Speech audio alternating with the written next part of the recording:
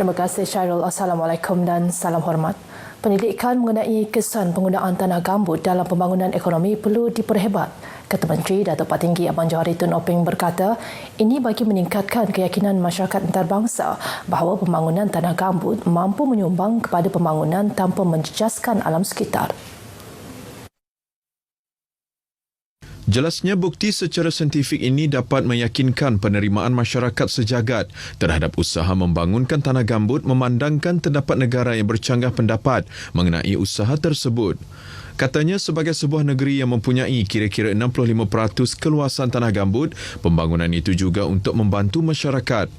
Datuk Patinggi Abang Johari menyatakan demikian ketika berucap dalam majlis makan malam bersempena ulang tahun ke-10 Persatuan Tanah Gambut Malaysia MPS dan penghargaan Institut Penyelidikan Tanah Gambut Tropika Tropi di Kota Samarahan.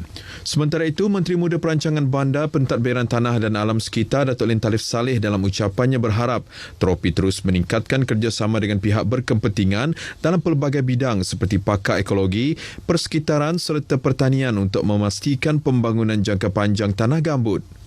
Tropi juga perlu meluaskan platform termasuk di peringkat antarabangsa seperti Persatuan Tanah Gambut Antarabangsa dalam program yang diadakan supaya dapat mendedahkan usaha pembangunan tanah gambut bukan sahaja di Sarawak malah ke peringkat antarabangsa.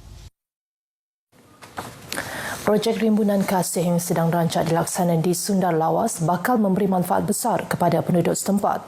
Timbalan Ketua Menteri Datuk Amar Rawang Tengah Ali Hassan berkata, ia merangkumi peluang pekerjaan kepada peserta selain impak pembangunan yang akan wujud di kawasan itu kelak. Jelasnya keutamaan kini untuk menarik minat penduduk terlibat sama membangunkan dua bidang yang berpotensi iaitu pertanian dan aquakultur. Ia meliputi tanaman rock melon dan penternakan ikan jenis tilapia dan jet pearl. Our ultimate objective is, of course, we want to start. This is going to be the anchor for us to be involved in this venture. But at the same time, how to get the people, especially in the surrounding areas, to be involved. Untuk membolehkan masyarakat setempat kita akan dapat meningkatkan taraf hidup mereka. Datuk Amar Rawang Tengah ditemui media selepas meninjau perkembangan projek tersebut di Sundar Lawas. Projek berkenaan telah diambil alih oleh kerajaan negeri melalui Lembaga Pembangunan dan Lindungan Tanah LCDA. Sebuah syarikat swasta akan bertanggungjawab juga mengurus rimbunan kasih termasuk memberi khidmat nasihat teknikal dan membantu dari segi pemasaran. Setakat ini, seramai 53 peserta terlibat dengan projek tersebut di tapak seluas 21.45 hektar dengan kemudahan rumah kepada peserta. Saya bersyukur sebagai peserta Rimbunan Kasih. Kami dapat bekerja di sini, terus ada disediakan rumah di sini. Sangat bersyukur sebab sekarang ni bukan senang untuk mendapatkan pekerjaan yang menyediakan tempat tinggal sekali. Pemangkin untuk kemajuan peserta-peserta di Rimbunan Kasihan ya. Lagipun ia dapat menjana pendapatan kepada peserta-peserta. Harapan saya moga Sundar ni dikenalilah di mana-mana serata tempatlah. Kalau boleh di luar negara pun Sundar ni dikenali. Bersempena lawatan ke Lawas, Datuk Amar Awang Tengah dan juga Adun Bukit Sari turut menyerahkan peruntukan RM200,000 daripada unit hal ehwal agama-agama lain Unifor kepada Gereja St. Martin Lawas.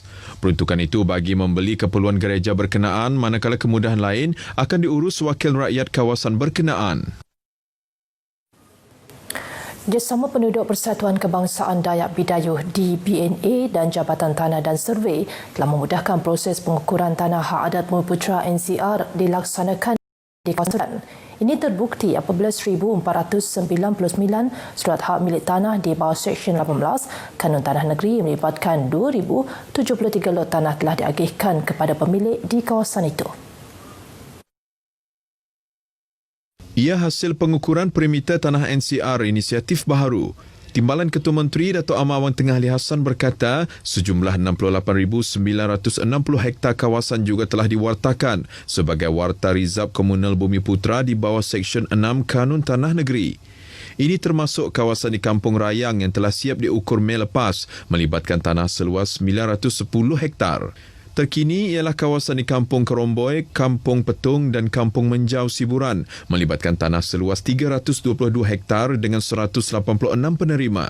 Beliau menyatakan demikian ketika berucap menyampaikan Warta Rizab Komunal Bumi Putra Pertanian Seksyen 6 Kanun Tanah Negeri dan surat hak milik Seksyen 18 Kanun Tanah Negeri di Balai Raya Kampung Sinjuk di Siburan. Dalam perkembangan sama, Dato' Amar Awang Tengah berkata, tanah seluas 965,285 hektar di seluruh negeri berjaya diukur menerusi pengukuran perimeter NCR inisiatif baharu sejak 10 tahun lepas. Di Serian, sejumlah 3,303 hektar tanah telah diukur yang melibatkan 4,360 lot setakat November lepas. Sekian berita dari Sarawak, kita kembali bersama Syarul di Angkasa Puri. Silakan.